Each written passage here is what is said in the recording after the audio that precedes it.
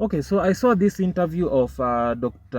Ofweneke and Oga Obinna. Or rather, I saw this interview of Oga Obinna at Dr. Ofweneke's show at TV47. And I know these guys are boys. I know how ni mabishi kutoka kitambo, but I stand with Obinna on this. Dr. Ofweneke is an asshole, for the lack of a better word, and he's very cringe. His comedy also, he's very cringe. Unajua, we live in times where people now understand what comedy is because of exposure. Back then in the days, there wasn't so much exposure. Watu kama kina Dr. Ofweneke, hata kina Oga Obinna wenyewe wali hit during these days of analog TV days. So there wasn't a lot of exposure for most Kenyans, especially matters concerning entertainment. So people, talentless people like Dr. Ofweneke could actually get away with things to do with hard work, dedication, kierere, but no talent at all. Dr. Ofweneke is not funny. Huwezi niambia kuna mali umesikia Dr. Ofweneke akifanya stand-up comedy ama akifanya joke ukacheka. No, but I think he's relatable around the people he associates with. I think he's very, very relatable with the people in his circle. And I think Dr. Ofweneke is like Mulamwa, and I like that people are also very spiritually awoken in our day. I've heard this from that guy from Cheesy Podcast. What's his name? Mtaani TV. I've heard Mtaani TV, that Mtaani TV guy and Sabato say this about Mulamwa. They said that Mulamwa ni wale watu God anasemanga, I want to make an example with this person. Nataka kuonyesha watu wajue niko Mungu yuko through this person. And that's how you have Mulamwa, a talentless motherfucker who's successful at everything he lays his hands on. That's just to show you God is alive, alright? Same thing with Dr. Ofweneke. Hawa ni watu are successful because of purely God's grace and nothing else at all. Because this person is talentless, no charisma at all, no aura, yet he is where he is. Call me a hater all you want, but it's the truth, all right? So, number one, Dr. Ofweneke's comedy is cringe. Dr. Ofweneke lets his intrusive thoughts win most of the time. And in his head, he thinks he's funny, all right? Dr. Ofweneke laughs at his jokes most of the time, all right? But that's just besides the point. I have nothing against Dr. Ofweneke. But the truth about Dr. Ofweneke is he has no talent anyway whatsoever, right?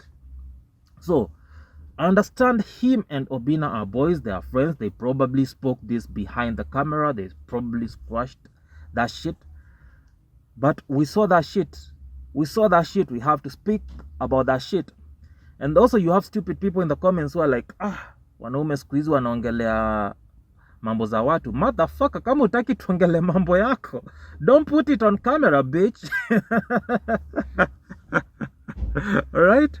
As long as it's on camera, as long as it's on public display, we're going to speak about it publicly. I'm not going to speak about it at the privacy of my bedroom. Hell to the motherfucking no, right? So yeah, so Obinna and Dr. Ofweneke are having this interview with this other Luya dude who was slapped by Ditmas Barasa some time back regarding their new song. And, you know, they get excited. You know, they are comedians. In as much as that their comedy is not funny, right? But, yeah. So they get excited. You know, Obinna calls in Munez, Nini. So Obinna sits at Dr. Ofweneke's chair. Playful. It was playful, all right? This time I stand with Obinna 100%. Playful.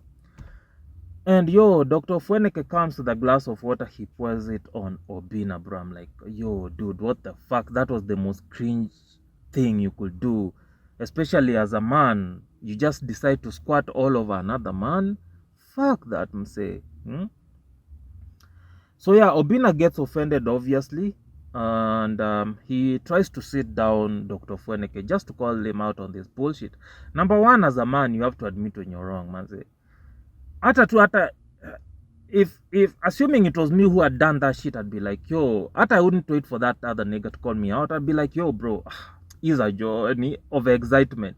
And you square that shit right there. Because I'm assuming this guy probably was planning to wear the same attire for a show. You know, this guy is jamaa ni entertainer. So chances are after this he wasn't going home. So it was nini.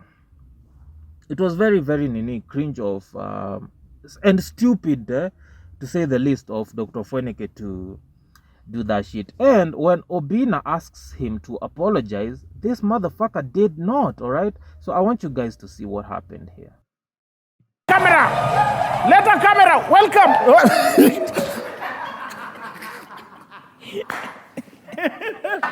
Yo mpango mnapanga hapa na bouncer yako, mimi hamtafanya kwa show yangu. No, Chief, sit down. You cannot command me on my show. Hey. Ofweneke, this is disrespectful. Yeah, you can't just sprinkle water on me. You're my brother, but this is wrong. Okay. Okay? So either you say sorry, ama uendelee na interview yako. Which one do you prefer? I'm not saying sorry.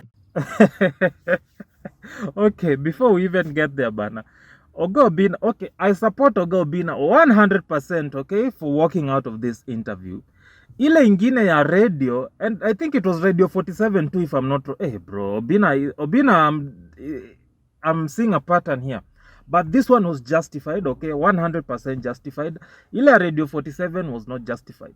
Now, the problem is, when Obinna is justified for walking out of a situation like this, it like takes away the seriousness or the message he's trying to put across by walking out of this interview after he walked out of the Radio 47 interview, because the Radio 47 interview wasn't disrespectful, all right? They just asked him about Mulamwa. He didn't want to speak about Mulamwa. He shouldn't have walked out. He should have been adamant with that guy and told him, I don't want to speak about Mulamwa. Let's not speak about Mulamwa. Ask me some other thing. If you ask me about Mulamwa, I'm not going to answer you. Ask me something else, I'm going to answer you. If you ask me about Mulamwa, I'm going to go silent, all right? And I think he could have handled the Radio 47 interview much better, because also the Radio 47 host is still a young guy, eh? Obinna is probably a few years older than that guy. You can control these young motherfuckers. You can control these Gen Z motherfuckers, right? As for this now, this one was justified. I support Obinna 100%, because some might argue it might have been staged, but I don't think so. I honestly don't think so. This looks like some shit that Dr. Ofweneke would do. Cool. It was an honor coming here. Thank you very much, but you can see Ofweneke amenimwagia maji. I'm actually really offended. That is childish of you. Okay. Could do better. Okay. Steve K, si uendelee alafu ubonge jwa wanyola, si ndio? Bro, tutulie tu tumalize. Cheki. Si maji Bro, kutokea Lake Victoria iko No, let sometimes there are some jokes. Let him walk out. There are some jokes that sometimes... So who is? Bwana we. So who is? Munezi kaa. Munezi hujuka. Ipe microphone. Kwani Munezi anaga sauti? Anaga sauti aongeaje? Leo utajua kama Munezi. Leta hiyo microphone. Na ukicheza nitakuweka kwa mfuko wa Munezi, unajua unatoshea. Sikia hiyo joke. Oh bro, Dr. Ofweneke. Nyinyi watu mko passionate about hii stuff ya comedy. Simutuite watu kama anonymous team tuandikie vitu funny, huh? Bro, And you know the funny thing is I'm not even a comedian, but I write some really, really hilarious jokes. You guys can attest to that shit. Yeah, bro. You guys need writers. If you package yourself as a comedian, tafuta writers, cause motherfucker, what joke is that? Eti naweza kuweka kwa mfuko ya Munez juu natosha. Bro, what the fuck? What the fuck is that? Hiyo hata kwa base ya maboy sio banta funny. Sio banta inaweza... Bro, I'm embarrassed. Salimia watu leo. Asalimia watu ya nini? Wacha salimia. Kwani umemkalia? Hiyo si kazi yake. Kazi yake si kuongea. So naona what I was saying earlier. Dr. Ofweneke laughs at his not funny jokes. What the fuck is that? Eti kwani umemkalia, then he laughs. That is that cringe laugh. No, something has to be done. In a world where, not in a world, but in a country where we have mediocre for artistry, we have mediocre for comedy, a hero needs to rise up. A hero needs to rise up and save the entertainment scene. And that hero is no other than Anonymous Team. I've taken it upon myself now. I think I'm going to have to save the Kenyan industry from mediocrity. What is this? This is shameful. This is shameful. In a country where we have exports like Lupita Nyong'o. Huh? In a country where we have exports like Lupita Nyong'o, this is motherfucking shameful. A hero needs to rise up, and that hero is Anonymous Team. Not all heroes wear capes, but they wear masks though. Kwa nini?